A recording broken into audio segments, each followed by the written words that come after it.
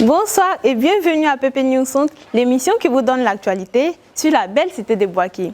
C'est vrai que dans le pays là, les gens sont devenus un peu méchants, mais il y a quelques-uns qui sont encore bons. Cette semaine, au quartier Air France 3 de Boaké, on était en compagnie de M. Tano Yao Patrick. Lui là, écoutez bien son histoire. Il était d'abord un personnel dans un orphelinat. Aujourd'hui, ayant gagné un peu de jet, il a préféré construire lui-même son orphelinat qu'il a nommé le Bon Berger pour accueillir les enfants abandonnés et orphelins.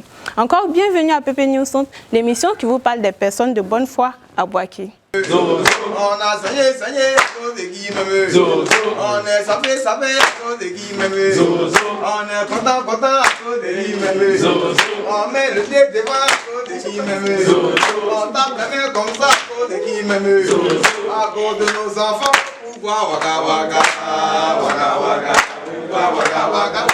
L'orphelinat Bon Berger de Boaké, situé dans le quartier Air France, précisément à la cité parallèle, a reçu des dons de la part d'un groupe d'étudiants ce matin. Il faut dire que c'est avec joie que les enfants et le personnel de l'orphelinat l'ont reçu. Voici M. Tano, l'homme de cœur blanc, celui-là même qui a l'idée de mettre en place cette maison de protection et d'accueil pour les enfants. Il faut dire que c'est depuis le 5 septembre 2020 qu'il a créé cet orphelinat, dont il est le directeur fondateur. Il dit que son amour pour les enfants est né d'un rêve depuis qu'il est jeune. Il faut noter qu'il est aidé dans sa tâche par sa mère biologique et d'autres personnes. Aujourd'hui, à notre micro, M. Tano va nous expliquer l'histoire de son orphelinat ainsi que les difficultés auxquelles il fait face. Écoutons. Il faut dire que c'est un travail de longue haleine. D'abord, j'ai travaillé dans un orphelinat, ça fait environ 5 ans de cela. Et quand je suis sorti, j'ai cru en mes capacités, avec aussi l'amour que j'ai pour les enfants orphelins.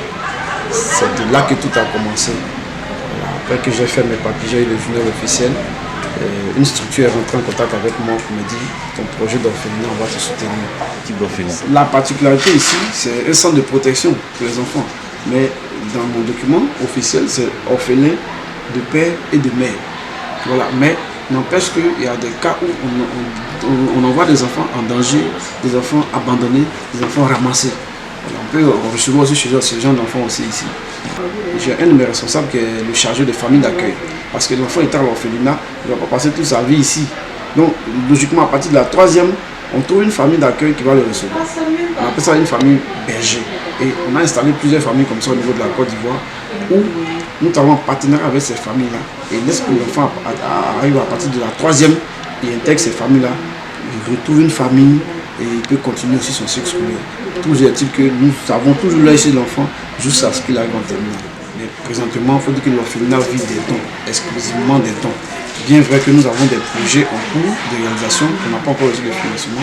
Voilà. On a un projet de création d'un petit coin où on peut louer les bâches, chaises. On a un projet de taxi aussi. On a un projet immobilier pour faire des bâtiments qui vont régénérer les fonds à l'orphelinat. Donc pour le moment, l'orphelinat vit des dons, si on peut le dire. 15 enfants sur place. Voilà. Comme je vous ai dit, les difficultés sont... Bon, on doit manger, ça c'est sûr. Voilà. Donc déjà, quelqu'un qui arrive même à l'orphelinat, il doit savoir qu'il va envoyer un sac de riz. Mais dans la pratique, il faut dire qu'on n'a plus besoin de médicaments. Et surtout la période de la rentrée, on a vraiment besoin de soutien. Parce qu'il faut scolariser près de 15 enfants. Il faut payer la scolarité, il faut payer les fournitures, les kakis, les sacs, tout ça, c'est pas facile. Le coût, le métier, la scolarité s'élève à combien? Bon, là-bas, la scolarité s'élève à 65 000 par enfant. Voilà, c'est un groupe scolaire juste à côté. Nous avons essayé la politique qu'on pouvait pour permettre à ces enfants d'être égayés aujourd'hui, de leur permettre aujourd'hui de pouvoir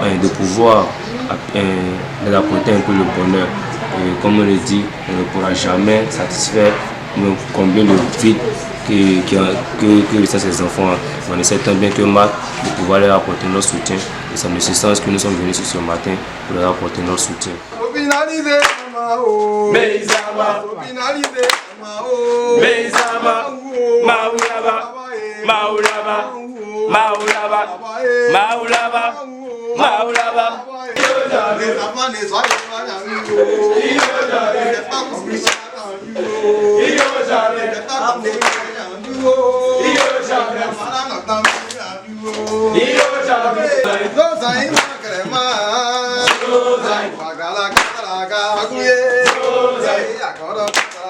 Aguye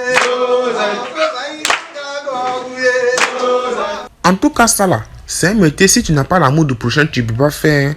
À plus forte raison, supporter les enfants avec tous leurs caprices là. Vraiment, c'est pas facile. Un grand merci encore à M. Tano Yao Patrick et à toute son équipe qui consacrent tout leur amour et leur temps au profit des enfants dont ils ont la charge. Bon, vous-même vous connaissez déjà où est situé le FENA. Vous pouvez passer là pour soutenir les enfants et prier pour eux, pour que Dieu les fortifie. Merci. Donc voilà, vu que M. Tano Yao Patrick a beaucoup de bouches à nourrir, ben les enfants sont là-haut et puis le personnel aussi.